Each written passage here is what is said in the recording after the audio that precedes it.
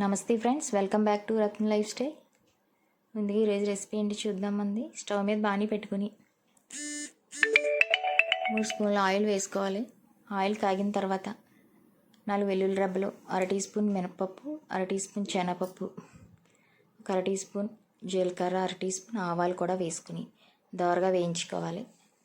వేయించిన తర్వాత 4 ఎండుమిర్చి ముక్కలు కూడా వేసుకుని 2 రెబ్బలు కరివేపాకు కూడా వేసుకుని వేయించుకోవాలి. తర్వాత 2 ఉల్లిపాయలు చిన్న ముక్కలు కట్ చేసుకున్నాయి, 2 పచ్చిమిరకాయ ముక్కలు వేసుకుని వేయించుకోవాలి దోరగా. బెండకాయ ఫ్రై అన్నమాట ఇది.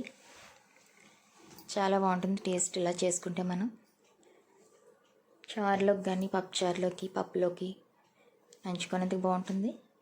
అన్నంలో కలుపుకునేందుకు కూడా బాగుంటుంది ఇలాగైతే. కొంచెం ఉల్లిపాయలు వేగిన తర్వాత మనం ముందుగా శుభ్రం చేసి కట్ చేసి పెట్టుకున్న బెండకాయ ముక్కలు కూడా దాంట్లో వేసుకుని బాగా వేగనివ్వాలి.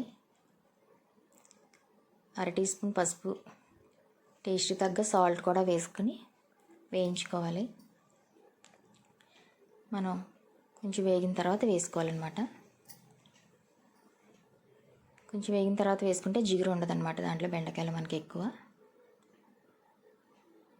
వేసేసుకుని మూతను పెట్టుకుని చూసుకుంటూ ఉండాలి. మంటను మట్టుకు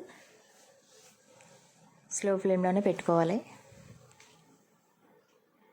పెట్టుకుని అంతా వేగిన తర్వాత 1 స్పూన్ కారం కూడా వేసుకుని మరొక 10 నిమిషాలు ఉంచుకుని దించేసుకుంటే ఎంతో టేస్టీగా రుచిగా ఉండే బెండకాయ ఫ్రై రెడీ అయిపోతుంది ఫ్రెండ్స్.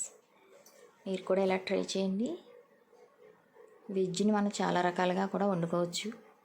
నేను ఒక్కొక్కసారి ఒక రకంగా వండుతాను అనమాట బెండకాయ ఫ్రై. ఆల్రెడీ మన దాంట్లో డీప్ ఫ్రై ఉంటుంది మన ఛానల్లో.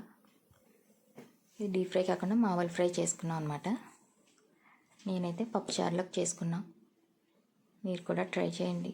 మీకు ఎలా ఉందో మాకు కామెంట్ చేయండి. Thank you for watching. Please subscribe my channel.